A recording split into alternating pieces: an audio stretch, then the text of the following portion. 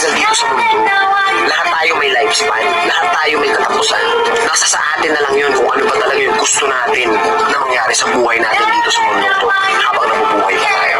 Maraming beses man tayong magkamali, maraming beses man tayong madapa. Kung ganun din karaming beses natin itatama ang mga mali. At kung ganun din karaming beses tayo mabangon sa pagkadapa, parehas lang yun. Pag natalo ka, laban lang. O anong naging bunga niyang sobrang pagiging galante mo? Ngayon na ikaw naman ang kapos, paano yan? Andyan pa ba yung mga taong nakinabang sa'yo? Di ba wala? Naging masyado kang mapagbigay. Ubus biyaya ka na akala mo wala nang katapusan. Hindi ka malang nagtira dyan para sa sarili mo. Di ka naman tinuturuan na magdamot. Pero sana tandaan mo na sa panahon ngayon, hindi ka pwedeng kapusin at mawalan dahil napakahirap at napakabigat sa pakiramdam na walang taong gustong tumulong sa'yo sa oras na ikaw naman ang mangailangan. O anong naging bunga niyang sobrang pagiging galante mo? Ngayon na ikaw naman ang kapos, paano yan? Andyan pa ba yung mga taong nakinabang sa'yo? Di ba wala? Naging masyado kang mapagbigay. Ubus biyaya ka na akala mo wala nang katapusan. Hindi ka malang nagtira dyan para sa sarili mo. Di ka naman tinuturuan na magdamot. Pero sana tandaan mo na sa panahon ngayon, hindi ka pwedeng kapusin at mawalan dahil napakahirap at napakabigat sa pakiramdam na walang taong gustong tumulong sa'yo sa oras na ikaw naman ang mangailangan. I feel so calma. Day and night, lagi na lang ako slow. Halika na sa akin ay sumama. Day and night, lagi na lang ako slow. Come, Mr. Ganjaman, show the mahiwaga. Day and night, lagi na lang ako slow.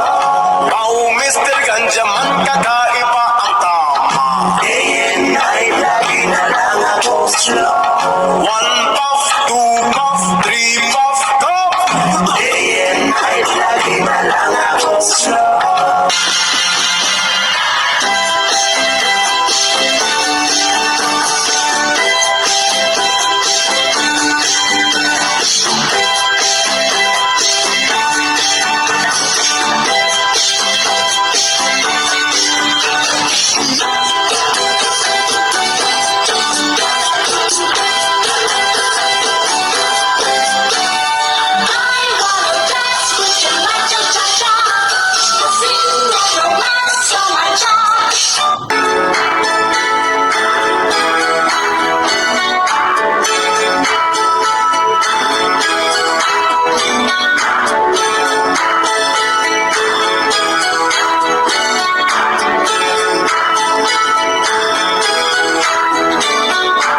She calls out.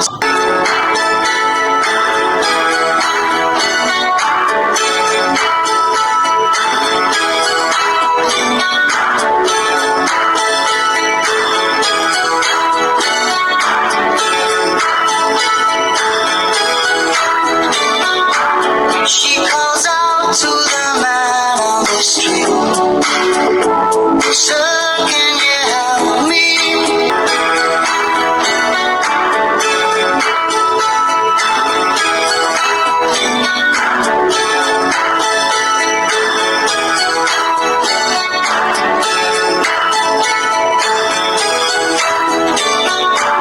She calls out to the man on the street. Sir, can you help me? Nasa sa atin na lang yun kung ano ba talaga yung gusto natin na mangyari sa buhay natin